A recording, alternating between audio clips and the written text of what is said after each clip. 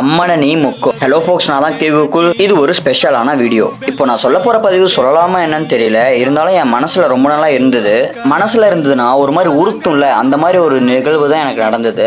2025 ஸ்ரீ ராமலிங்க சௌடேஸ்வரி அம்மன் ஸ்ரீ செண்பக Vinayagar திருக்கோவில்ல தைப்பண்டிகை conduct பண்ணோம். நாங்க காலையிலேயே கம்பம்லாம் போட்டு பூஜை பண்ணிட்டு பண்டாரத்தட்டை எடுத்துட்டு ஊருக்கு அழைப்பிட போனோம். அப்போ ஒரு பாட்டி வீட்டுல நான் அழைப்பிட போகும்போது பண்டாரத்தை எடுத்து கொடுக்கும்போது அந்த பண்டாரத்துக்குள்ள காயின் இருந்திருக்கு போல. அதை நான் எடுத்து அவங்க கையில வச்ச வாட்டி தான் எனக்கும் ஒன்று இருந்துச்சு, அவங்களுக்கும் ஒன்று இருந்துச்சு அந்த பண்டாரத்துக்குள்ள காசு இருக்குன்னு. உடனே நான் என்ன பண்ணிட்டேன், ஐயோ காயின் இருக்குன்னு சொல்லிட்டு அதை ரிவேர்ஸ்ல எடுத்து அந்த பண்டாரத்தை இதுலயே போட்டுட்டேன். அந்த பாட்டி வீட்டை விட்டு வெளியே வந்து சாமியா பார்த்து என் கையில காசு கொடுத்தாங்க, ஏன் தம்பி திருப்பி எடுத்துக்கிட்டீங்கன்னு கேட்டாங்க.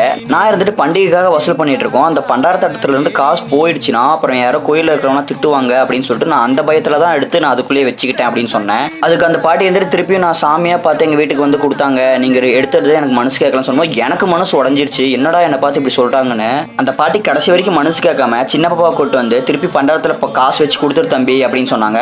நானும் சரி கொடுத்துடலாம், தப்பு இல்லையேன்னு சொல்லிட்டு கூட இருந்தவங்களாம் சொன்னதுனால நானும் கொடுத்துட்டேன். வின் ஆர்ட்ஸ் அண்ட் டிசைன்ஸ்ல இருந்து பிரீத்தி அக்கா வந்து சூப்பராகவே ஸ்ரீ ராமலிங்க சௌடேஸ்வரம்மனை வரைஞ்சிருக்காங்க.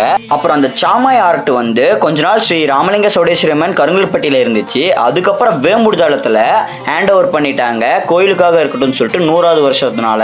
இப்போ நான் சொன்ன கதையில இருந்து நான் தப்பா நடந்துக்கிட்டேனா சரியா நடந்துக்கிட்டேனான்னு தெரியல, ரொம்ப நாளாவே என் மனசுல உறுத்திட்டே இருந்துச்சு. அப்புறம் பண்டிகை முடிஞ்சும் அந்த அந்த பாட்டி சொன்ன வார்த்தைகள்லாம் எனக்கு நினைவா இருந்துச்சு. அப்புறம் கோயில்காரங்கிட்டலாம் சொன்னபோது அதெல்லாம் ஒன்றும் இல்லை, சாதாரணமாக நடக்கிற விஷயம் தான், திருவிழா நடக்கும்போது ஏகப்பட்ட பிரச்சனை நடக்குது, இதெல்லாம் ஒரு விஷயமானு கேட்டாங்க. எனக்கு ரொம்ப பெரிய விஷயமா இருந்துச்சு. ஏன்னா அந்த பாட்டி கேட்டது வந்து எனக்கு உறுத்திட்டே இருந்துச்சு ரொம்ப நாளா. கருங்கல்பட்டி பெருவிழா ஜோதி அப்போ சாமி வேஷம் போட்டு ஒரு பொண்ணு வந்திருந்தாங்க. எனக்கு அந்த சௌடேஸ்வரி அம்மன் சாமாய் வேஷம் போட்டதுக்கு அப்புறம் அது பார்த்துருந்து உடம்பே சிலுத்துருச்சுங்க. எனக்கு அப்படியே தத்ரூபமா அம்மாவை பார்த்த மாதிரியே இருந்துச்சு. 10 செகண்ட் மேல பார்த்தா கண்ணே கலங்குதுங்க, ஏன்னா அந்த அளவுக்கு இருந்துச்சு. சக்தி சாமுண்டி ஜோதி வீரமுட்டி எதற்காக வீரகுமார்கள் எதற்காக இந்த வீடியோ போட்டதுக்கெல்லாம் எனக்கு யார் சொன்னாங்கன்னு பார்த்தீங்கன்னா எங்க கோவில் பூசாரி பெரியப்பாவும், அப்புறம் ஏமலதா கேசவகுமார் சொற்பொழிவாளரும், அப்புறம் எங்க தாரணி அக்கா, இவங்க 3 பேருக்கு ரொம்ப நன்றி. இதை விட பெரிய விஷயம் யாருன்னு பார்த்தீங்கன்னா எனக்காக வீடியோ எடுத்து கொடுத்த அனைத்து வீரகுமார்கள் மற்றும் நண்பர்கள். அப்புறம் எல்லா கோவிலும் ஸ்ரீ ராமலிங்க சௌடேஸ்வரம்மன் பண்டிகை சூப்பராகவே கோலாகலமாக நடந்து முடிஞ்சிருக்கும்.